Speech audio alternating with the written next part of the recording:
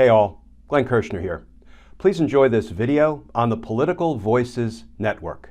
You know, you tweeted or threaded, justice matters to me, justice matters to us. If it didn't, I wouldn't be so angry when we experience injustice. Our anger proves the point that justice does matter. If we give up belief, that guiding principle, then we'll have lost all hope of repairing what's broken.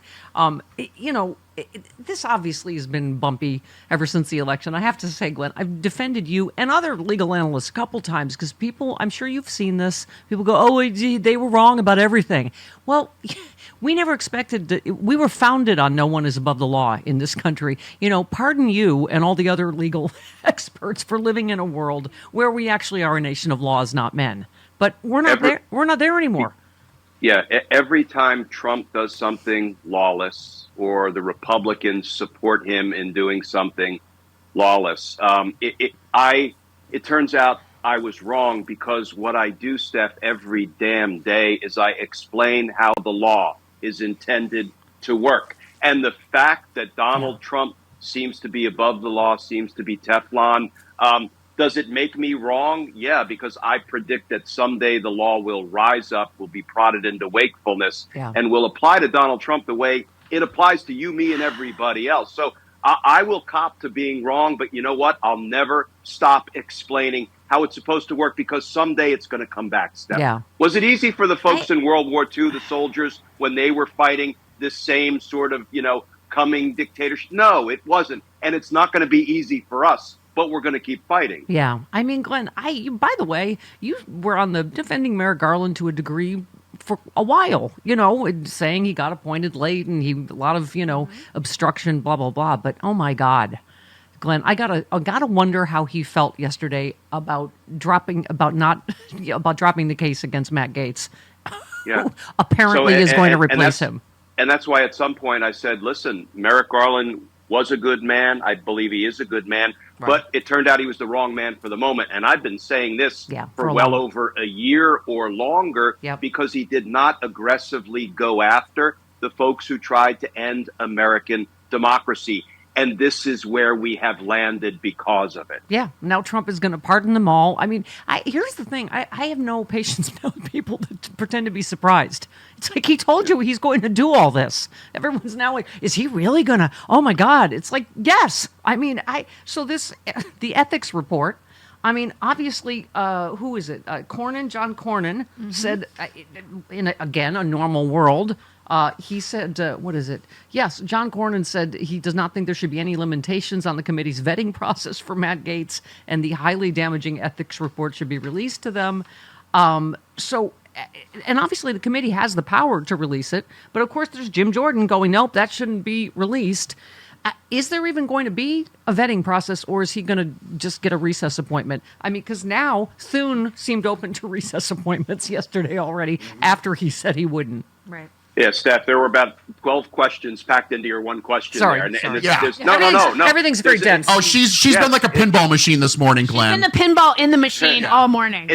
It's all balled up into one dictatorial mess right now, and we have to kind of pull it apart. Yes. But listen, Matt Gaetz is unqualified. He's a hack. He's dangerous. And I actually think this was a bit of a ploy to try to give him cover so he can say, I'm going to be nominated to be AG. I have to resign from Congress right now. Well, guess what, Steph? Marco Rubio was nominated for a cabinet position. He didn't resign. Stephanie Nafa, what the hell's her name? Elise Stefanik was nominated. She didn't instantly resign. Of course, to outrun the ethics report. I mean, Gaetz instantly resigned to try to bury the ethics report, but it will see the light of day.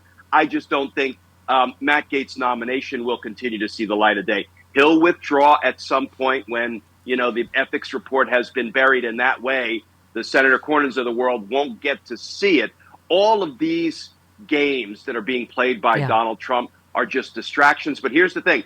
I think because of the disarray right now inside the Republican Party, particularly in the Senate, because Trump is appointing dangerous hacks, people who will do affirmative damage to the American people, the Senate is not going to go into recess. The Senate is going to hold confirmation hearings, and they're going to be ugly, and that is exactly what we need. I mean, Trump basically, his first order is make yourself useless, invisible, no more advise and consent. I mean, interestingly, the attorney for the alleged victim of Matt Gaetz's sexual misconduct is asking for the release of the report. He said Mr. Gaetz's likely nomination as Attorney General is a perverse development in a truly dark series of events. He noted his client was a high school student and there were witnesses to Gaetz's alleged crime. Can you explain to me why Merrick Garland dropped these charges? I understand Joel Greenberg and the actual victim, but as you always say, generally witnesses are not like Boy Scouts and Girl Scouts. They're the other people, involved in whatever the perpetrator's involved in. So I don't get it, because his own girlfriend got him for, I think, witness tampering or something, implicated him, didn't she? Yeah, I am no longer behind the curtain at DOJ. I was for decades, so I would have a firsthand understanding of the evidence and why it is DOJ dropped the charges. But, what I do know, I dealt with lots and lots of really challenging witnesses over the years, even victims. Let me just analogize to domestic violence victims. Yeah. Sometimes they refuse to participate in the process that would result in them being protected from the abuser. Sometimes I had to fight with them, figuratively speaking, just to convince them to protect themselves. The same is true in sex trafficking cases when you have 16 and 17-year-old victims who sometimes refuse to participate with prosecutors. And if a victim won't ultimately get on the stand and tell the truth, well, then you can't use them to try to prove guilt beyond a reasonable doubt. Plus, the marquee cooperator, Joel Greenberg, was as ugly as a cooperator gets. And you can't put an untrustworthy cooperating witness on the stand. So it may be that the evidence just couldn't quite get to proof beyond a reasonable doubt, and they said, we can't do it. Yeah. So in the now warning stack, John Bolton said, I don't think either Tulsi or Matt Gaetz ought to have a confirmation hearing until they both had full field FBI investigations. Shocker. Who's going to be in charge of the FBI, do we think? Yeah, right. Hulk Hogan. Hulk Hogan? Mm-hmm. Yeah. He said, I think, given the Russian propaganda that she's espoused over the past period of time, I think she's a serious threat to our national security. I think Republican senators should reject both of them. He worked under this guy. Like, what illusions is he still living under that any of that's going to happen? I mean, Lindsey Graham, at first was skeptical of Matt Gaetz, and in 2 seconds, even for Lindsey Graham, said, he urged us, give Matt a chance. I mean, they know how unqualified he is beyond everything else, right? Yeah, and Donald Trump will continue to overplay his hand, and he will force the senators. I mean, I think, Thune being designated as the majority leader is a good thing, because Rick Scott would have been the worst possible pick. I actually believe, and people are going to yell at me for continuing to be naive, that there are some senators who will refuse to endanger the lives of their own constituents with guys like Matt Gaetz and Kennedy. They're going to change the name of the Department of Health and Human Services to what? The Department of Brainworms and Bear Claws? I have no idea under Kennedy. But no, I actually think some of these senators will say, I will not kill my constituents by either waiving my right to provide advice and consent or by voting in favor for these people who will do affirmative damage to the American people. Hey all, Glenn Kirschner here. I hope you'll join me on my new audio podcast, Justice Matters.